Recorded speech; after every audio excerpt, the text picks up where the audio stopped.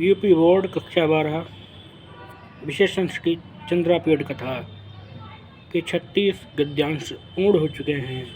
37वां गद्यांश प्रस्तुत है। निर्गत्य च उत्तामयिता हृदयेन किमपि चिंतयान दिवारात्रौ च वहत तथा निकल करके और उन्मत्त हृदय से ये निकेन प्रकार से सोचते हुए उस चंद्रापीठ ने दिवारात्र च वहत दिन रात्रि व्यतीत किए। एवं भातोऽपि सिद्धवीयस्तथा तया अधुना अर्थपथ एवं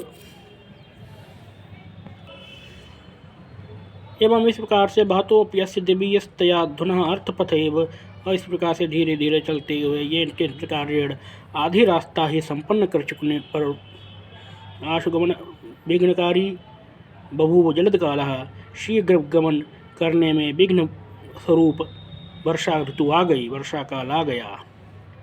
तादृश्य अब प्राविट काले उस वर्षा काल में कलाम अपि कला को भी तादृश्य अपि प्राविट काले कलाम अपि वैसे उस वर्षा काल में कलाम अपि अर्थात कला पर्यंत समय को भी अकृत परिलंब कला पर्यंत अवधि में भी विलंबना करके धाराहित विकूडित अक्षेण वर्षा की धाराओं से के कारण से बंद नेत्रों से अपचीयमान बल जबोत उत्साहेन घटते हुए बल और उत्साह वाले बाजी सैन्य अश्वारोहियों के द्वारा अनुगमन किया जाता हुआ तदेव अच्छोदम आससाद उसी अच्छोद सरोवर के तट पर पहुंचा। तत्र चतुष्पार्श्वेषु तुरंगत एव विचिन्वयन समन्तात बभ्राम। वहाँ अश्व पर आरूढ़ हुए ही चारों किनारों पर उसे खोजता हुआ घूमा। भ्राम्यश्च यदा न किंचिद अवस्थान चिन्हम अपि न उपलक्षितवान। जब घूमते हुए कहीं कोई भी निवास का लक्षण नहीं दिखाई दिया तब महाश्वेता कश्चिद अस्य वृत्तान्तस्य अभिज्ञा, शायद महाश्वेता इस वृत्तांत को जानती हो। इति विचिंत ऐसा सोच करके तद आश्रमम उपजिगाम उस महाश्वेता के आश्रम पर पहुंचा। प्रविश्य च वहाँ प्रवेश करके गुहाद्वार एव धवल शिलातले समुपृष्टाम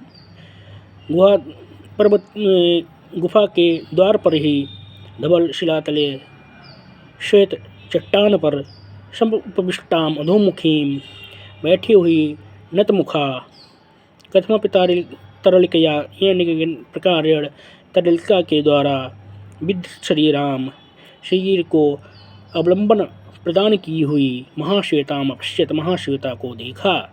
दृष्टवाचा और देख करके किम एतत् यह क्या इति तरलिकाम पृच्छत ऐसा तरलिका से पूछा। अथ तत्पश्चात महाश्वेता प्रत्यावादीत महाश्वेता ने ही उत्तर दिया, महाभाग हे महाशय श्रूयताम सुनिए कि युरुकात भवद आगमनम आकर्ण के युरक के द्वारा आपके आगमन के को सुन करके विदीर्ण मनसा खिन्न मन से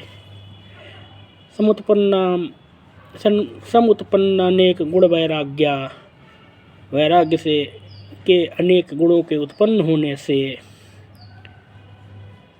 पुनः कष्टतर तपश्चरणाय यावत् अत्र एव अहम आयता। पुनः तब कठोर तपस्या करने के लिए जब मैं यहाँ आई तावत् तत्र महाभागस्य तुल्याकृतिम ब्राह्मण युवानम अपश्यम, तब मैंने यहाँ आपके समान ही मुखाकृति वाले एक विप्र युवक को देखा।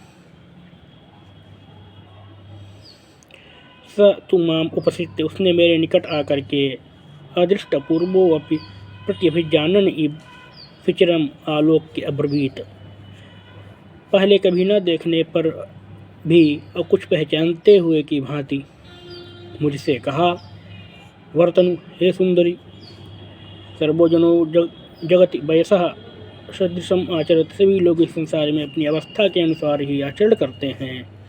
तब पुनः भी सदृश अनुष्ठाने कोयम प्रयत्न, तब ऐसे विपरीत कार्य में आपका यह कैसा प्रयत्न है, आप ऐसा विपरीत कार्य क्यों कर रही हैं। यदि इयं मालती मालेव कंठप्रणय एक योग्या तनुः अनुचितेन अनेन तपः करणक्लेशेन ग्लानिम् उपनीयते। यदि इयं मालती मालेव, यदि यह मालती माला के समान कोमल कंठप्रणय एक योग्या, कंठ से लगाकर प्रेम करने की योग्य तनु तुम्हारा शरीर है, अनुचितेन अनेन तपः करणक्लेशेन, तब अनुचित इस तपस्या के कष्ट से ग्लानिम उपनीते, आप उसे पीड़ित क्यों कर रही हैं। आप अपने ऐसे कोमल शरीर को तपस्या से कष्ट क्यों दे रही हैं। आपका यह शरीर तो आलिंगन करने के योग्य है। अहम तो तम वदंतम अपि किंचित अपृष्टया, मैंने तो उसको के बोलते हुए भी कुछ नहीं पूछा। अन्यतः अगच्छम, और दूसरी जगह चली गईं। गत्वा च तरिलकाम आहूय अब्रवम, और तरिलका को बुला करके कहा, तरिलके है तरिलके, यो अयम युवा को ब्राह्मणाकृति, कोई यह युवक जो कि ब्राह्मण के समान दिख रहा है। अस्य अवलोकयतः, इसको देखते हुए, वदस्तस्य, और बोलते हुए, अन्य ये विप्रायः मया उपलक्षिता, इसके विचार मुझे कुछ दूसरे ही प्रकार के लग रहे हैं। तत् निवर्तयताम अयम, अतः इसको रोको, मना करो, यथा कि पुनरत्र न गच्छत, कि यह यहाँ पुनः मत आए। अथ निवार्तो अपि आगमिष्यति, यदि यह रोके जाने पर भी आएगा, तदावश्यमेव अस्य अभद्रकम भविष्यति, तो निश्चित ही इसका अनिष्ट होगा। स तु निवार्यमाणो अपि न आत्याक्षिदेव अनुबंधनम, मना करने पर भी उसने यहाँ आना नहीं छोड़ा, निरंतर आता ही रहा।